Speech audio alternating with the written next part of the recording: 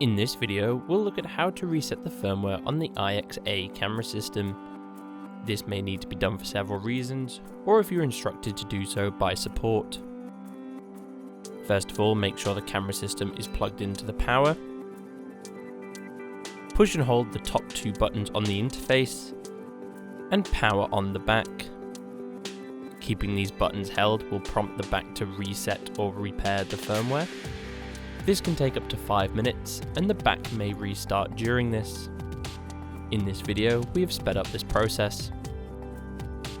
Once the back has finished repairing or restoring the firmware, it will restart and go to the home screen.